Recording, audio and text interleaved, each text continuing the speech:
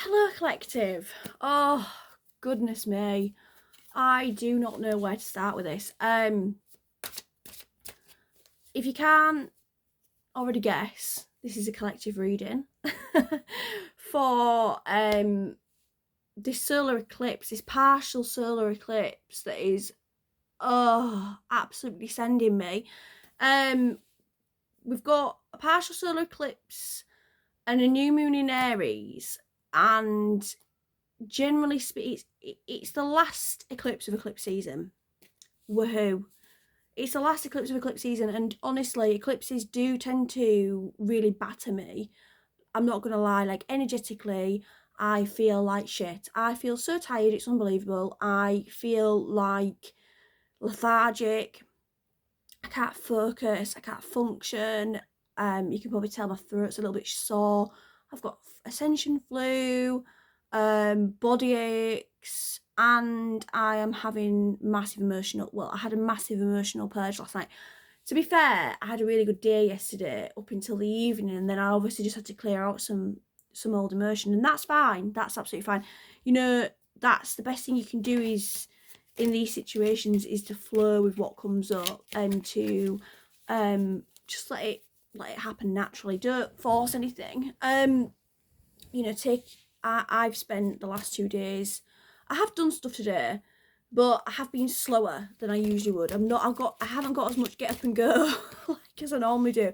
I'm normally quite motivated, and that's just not happening at the moment. So anyway, it's nearly 3 p.m. and I'm just doing my collective reading, but we'll see what comes up for this partial solar eclipse, new moon in Aries. You know, what is it? What's happening basically? What's going on for the twin flame and spiritual journey collective? I mean, one thing I've channeled is that there's a lot of endings coming with this eclipse. We've still got Venus in retrograde and Mercury in retrograde to contend with, plus Aries moving into Neptune. But to be fair, after this eclipse, you might find that the energy's lighting a lot. One thing I'm noticing is that you are going to see a lot of patterns, dynamics, and like old habits that need to kind of cycle out. You're going to see yourself dipping into these dynamics and changing up a pattern, a negative pattern, spirit saying to me. So for example, if you are kind of the sort of person that jumps to conclusions, let's say, you might find that you are closing out cycles around that and you are not jumping to conclusions as much. You're kind of processing things a little bit. You're like thinking, let's give this situation the benefit of the doubt, and you're being tested a little. So your job in this situation is to recognize what you're being tested on and to change your method. So for example, for me, I was tested with somebody doing something that irritated me, and normally my go-to, I'm a bit hot-headed at times, my go-to response would have been to go, no, I like, and say something and speak my mind and speak up. But in this situation, I said to myself, right, let's not be nasty about it. Not that I'm being nasty, but let's calm my approach down. Let's say it, not shout it, kind of thing. So I did that and I changed, and it had a really positive outcome, and I felt like I made some headway with it. But let's see what else is coming up from this new moon and this solar eclipse, because it's quite interesting actually, because we have 2 union cards with the Lovers and the 2 of Cups. So again, closing out cycles big time, but paving the way for union. So this is quite exciting. This eclipse is gonna bring about, I'm hearing sending messages as well. So communication is probably likely going to come in for many of the collective that resonate with having a twin flame, being on the twin flame journey, or having a divine counterpart of some description that you're in separation from. You may also be in no contact, however, you may be in contact, and this is a deeper layer to that communication than what you would usually receive. It's emotional. It's laying down the the foundations for some kind of emotion, some kind of vulnerability and union. And I think, especially if you're a divine feminine and you find yourself emotionally clearing during this eclipse, you might find that what that does is it's unlocking a sense of vulnerability, even if it's on an energetic level, that's allowing your divine masculine to come in with vulnerability in the 3D. Because a lot of the time the divine feminines work with the 5D and the energies, the divine masculines lay the foundations in the 3D. So you are going to find that that is what's going to happen with, there's a process. So you know, you might see it come into play straight away with the with what activates in the eclipse season, but you also might see it happen a month down the line. Like this, the timings of it aren't straightforward. They're not linear for everyone. They're not going to be, it might not be straight away for everyone, but for some it will be. But yeah, basically what else is coming up here is, you know, assessing what you're doing to keep yourself stagnant or keep yourself in this 9 of Wands energy, which is being kind of burdened by something that's difficult. I'm feeling people, like when I'm saying this, a wave of kind of just, I'm tired came over me.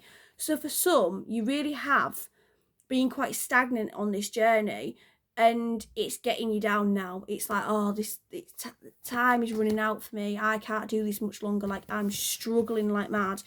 And you need to figure out, if that's you, what is the lesson? What are you being shown? And it's difficult. It's difficult sometimes. I'm not berating anyone. Like, you know, it's really hard sometimes to dive in. Like, sometimes it does become a little bit of a pity party, and rightly so, because these journeys are so challenging. But I do feel like sometimes it's like you need to stop. You need to kind of buckle up, stop feeling sorry for yourself and sit yourself down and say, right, let's be really, really honest with where I need to grow and heal. Like, if your DM's not communicating with you because his communication's like not great, where's your communication not great? And it doesn't have to be in the connection. It could be externally. It could be with friends and family. You might be, you know, the sort of person that ghosts people and you might not give people the time that they need, but you expect people to give you the time. And you need to really, really be very honest with like what your approach is and what your flaws are. And sometimes that's really hard, but that's why eclipses happen and that's why purging happens, you know, to bring it all up to the surface. So spirit is saying, like, okay, let's sit down and have a chat now. Like, let's talk about this. Let's get to work. Let's get busy, because spiritual journeys are not, and twin flame journeys, we focus so heavily on being with our twin. And obviously, absolutely, yeah, I do feel like people still have to, or people still will want union regardless. But it really is a journey to self. It's a journey to finding yourself. Like, it's a journey to finding your true self, your core, who you are. Like, tearing away some of the ways that you've been shaped and molded through life experiences. So I do feel like it's quite important that you get honest with yourself. And that might not be something that you feel you can always do. And you might dip back into holding back a little bit.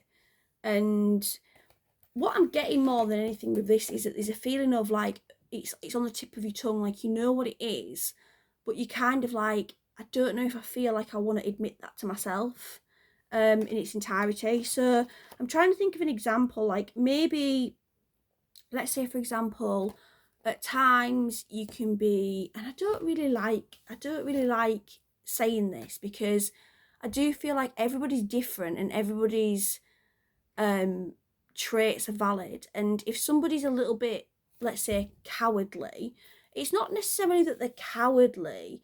It can be that they're just not quite as domineering as other people. They're a little bit more, they need a little bit more nurturing, a little bit more protection. They might need somebody else to do, like, it's just part of who you are. And I value every different like trait that you see in people, because I think everyone's got a beauty to them in their own individuality.